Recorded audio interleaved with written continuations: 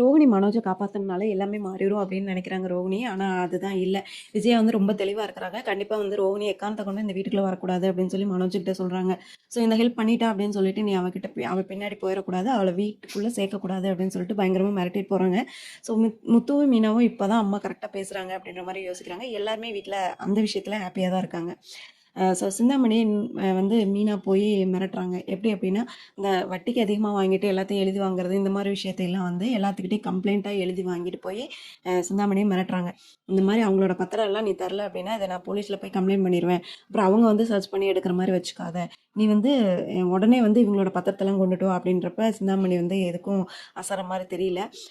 So அதுக்கிடையில் வந்து மனோஜை வந்து ரோஹிணி மீட் பண்ணுறாங்க. இந்த மாதிரி நான் என்னை உங்கள் வீட்டில் ஏற்றுக்குவாங்கல்ல, நான் வந்துடலாம்ல உங்கள் வீட்டுக்கு அப்படின்னு சொல்கிறப்ப மனோஜ் இல்லை எங்கள் அம்மா பயங்கர கோவத்தில் இருக்காங்க அப்படின்னு சொல்லி சொல்கிறாங்க. முத்து மீனாவே எந்த எஃபர்ட்டும் போடல, நான் தானே உன்னை காப்பாற்றினேன், அப்போ ஆண்டி வந்து என்னை ஏற்றுக்கணும்ல அப்படின்ற மாதிரி சொல்கிறாங்க. ஆனால் அதுதான் நடக்க போகிறதில்ல. ஸோ நெக்ஸ்ட் வீக்கை பார்த்தீங்க அப்படின்னா வந்து சிந்தாமணியோட சூழ்ச்சியால் வீடு வந்து ஜப்திக்கு வருது.